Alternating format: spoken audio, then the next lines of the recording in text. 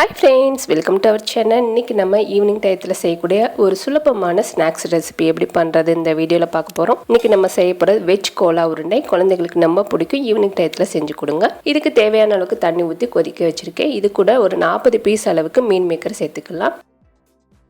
இப்போ இதை ஒரு 5 நிமிஷம் நல்லா பாயில் பண்ணிட்டீங்கன்னா சாஃப்டாக வெந்துடும். தனியாக வச்சுட்டு நல்லா ஆனதுக்கு அப்புறமா தண்ணியெல்லாம் புழிஞ்சு ஒரு பாத்திரத்தில் எடுத்து வச்சுக்கலாம். அடுத்து ஒரு மிக்சி ஜாரில் 100 கிராம் அளவுக்கு பொட்டுக்கடலை சேர்த்துக்கோங்க. இது கூட காரத்துக்கு 3 வரமிளகாய் சேர்த்துருக்கேன். 1 டேபிள் ஸ்பூன் அளவுக்கு சோம்பு சேர்த்துக்கலாம். இதையும் கொஞ்சம் கொரகொரப்பாக இருக்கிற மாதிரி அரைச்சி எடுத்துக்கிற போகிறோம். இப்போ இந்த மாதிரி அரைச்சதுக்கு அப்புறமா தனியாக எடுத்து வச்சுருங்க. அதே மிக்சி ஜாரில் நம்ம மீன் மேக்கரையும் சேர்த்துட்டு இது கூட 1 இன்ச் அளவுக்கு இஞ்சியும் 4 பல் பூண்டும் சேர்த்து இதையும் கொஞ்சம் கொரகொரப்பாக இருக்கிற மாதிரி அரைச்சி எடுத்துக்கிற போகிறோம்.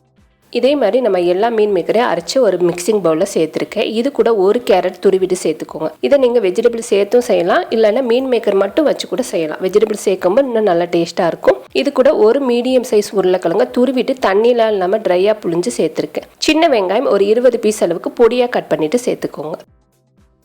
இது கூட நம்ம அரைச்சி வச்ச பொட்டுக்கடலை பொடி எல்லாத்தையும் சேர்த்துக்கலாம்.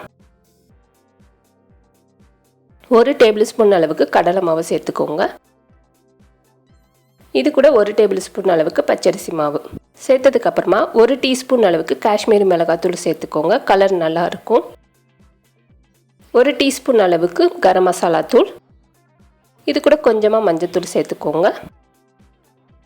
தேவையான அளவுக்கு உப்பு சேர்த்துக்கலாம்.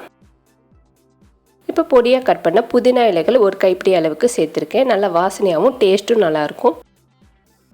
1 கைப்பிடி அளவுக்கு கொத்தமல்லி பொடியாக கட் பண்ணிவிட்டு சேர்த்துக்கலாம். இப்போ தண்ணி எதுவுமே சேர்க்காம இப்போ கொத்தமல்லி சேர்த்துட்டு இதை நல்லா மிக்ஸ் பண்ணிடலாம். மீன் மேக்கரில் இருக்க தண்ணியே போதும். இதை நல்லா மிக்ஸ் பண்ணதுக்கப்புறமா உருண்டை பிடிக்க வரணும். கொஞ்சம் ஈரப்பதம் இருந்துச்சுன்னா இன்னும் கொஞ்சம் கூட நீங்கள் கடலை மாவு சேர்த்துக்கலாம்.